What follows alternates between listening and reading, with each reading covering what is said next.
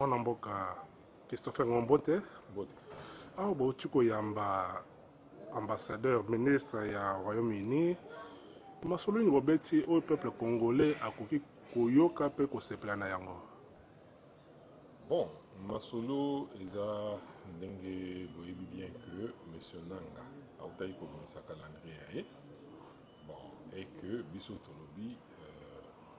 calendrier wana tozomona yango lokola eza crédible te. Pourquoi? Parce que eza na babiloko ebele na kati kuna ezolinga kobenda molai, c'est-à-dire eza calendrier moko po faciliter glissement. Alors bandeko bapartenaire baza na moi souci. Alors bautaki si je ne me trompe pas bautaki komona président de la République balongo wana pe balikani awa.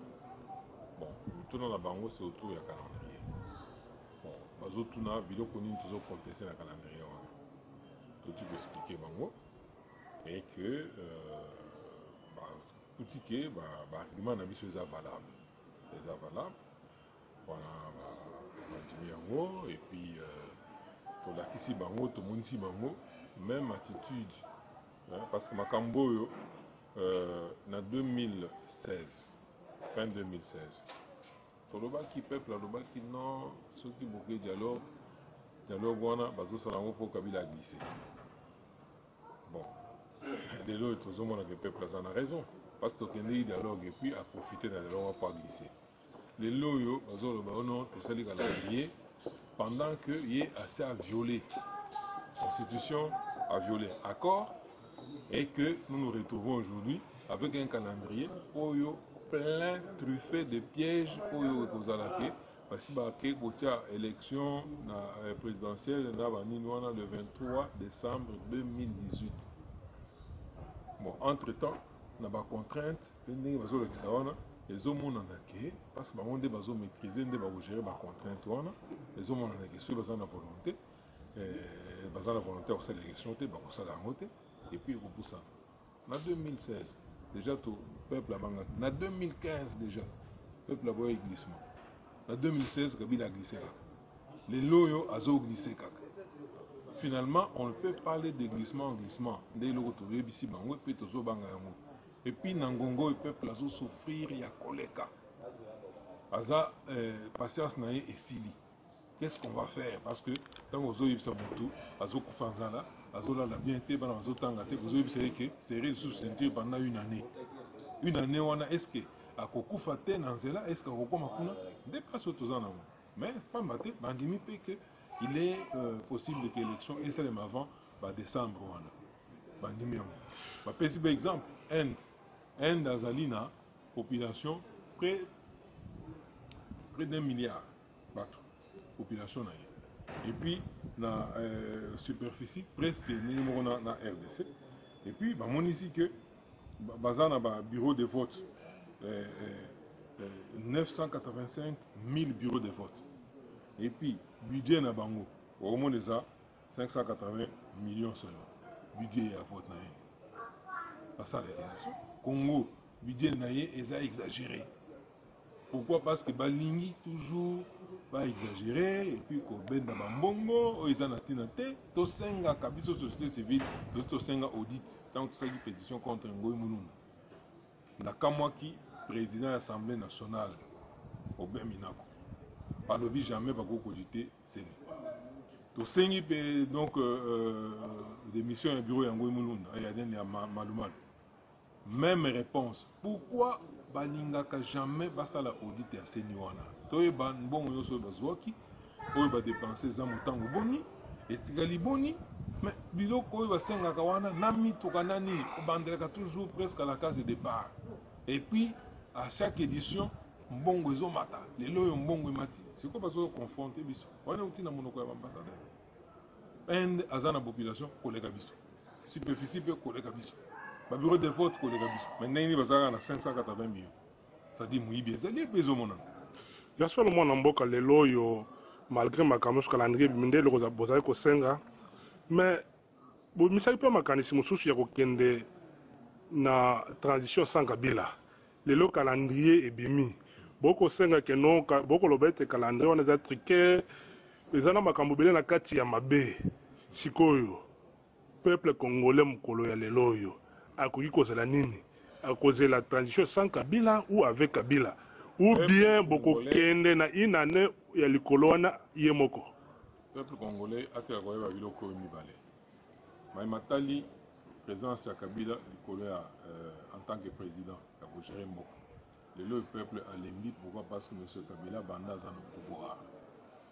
asali oyo nyonso akokaki kosala mais na suka amemi mboka place tozali souffrance eza ya kosakana te bato bazokufa epuis mboka eza géré te epuis alingi mpe kolongwa te oyo nyonso manœuvre wana azosala eza mpo élection esalema te pamba te lokola asi apikami na article moko ya constitution ezoloba ke soki président akolonga kaka soki président mosusu akoti alors que eza interprétation moko ya mabe biso tolobi au lieu toutiliser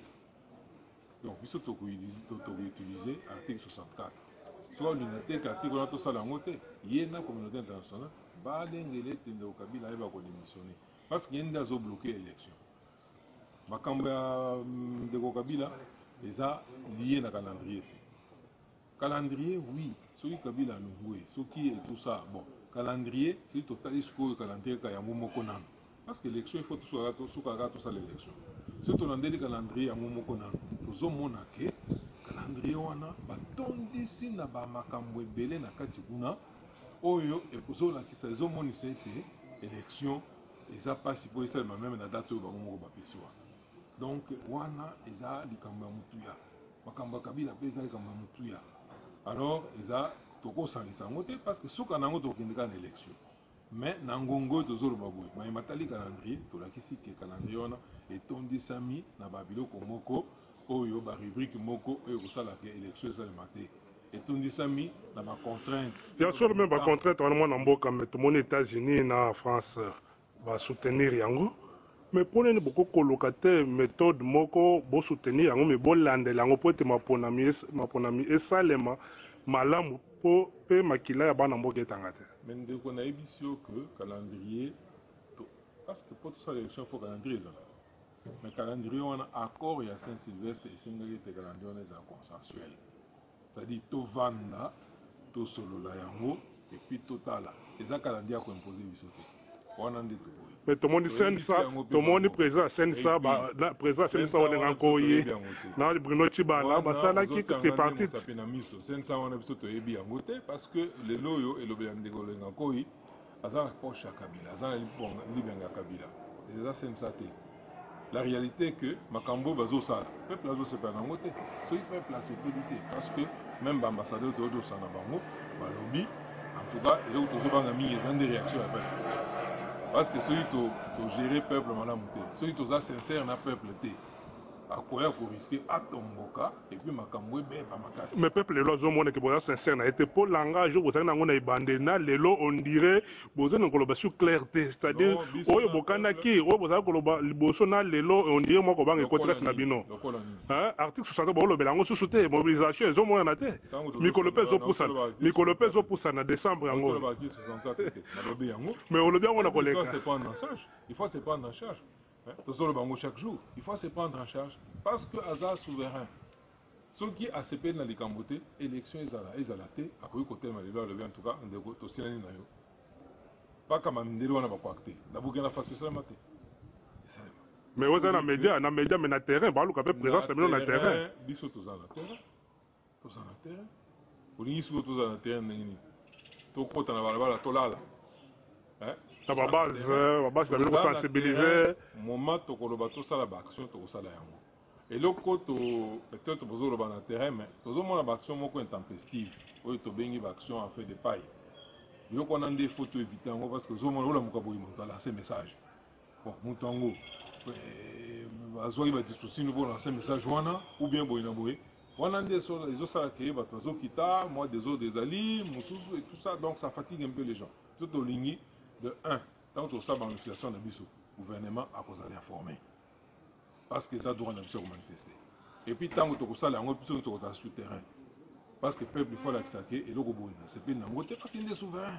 on a un niveau on a il n'y a pas de doute possible ya solo mwana mboka ezalaki minete ya kotanga olo tobaki ntomeka kosolola olanse message na peuple congolais soki ozala loba ya suka po te bande kosukisa mosala nsimpo ya lelo suka nde même basoki touti obetawo bango bazorapele ke makambo nyonso eza na maboko ya peuple ifo ayebake ye nde souverain ye nde eza maître ya makambo bobanga te mondele adrible bino lisusu ndenge adriblaka bino kaka mondele akoki kodrible mais soki peuple aboyi soki peuple avandi aza na vision na ye mpe asaleli yango mondele akozonga si merci mingi wana mboka ngadi natondi bino mpe boto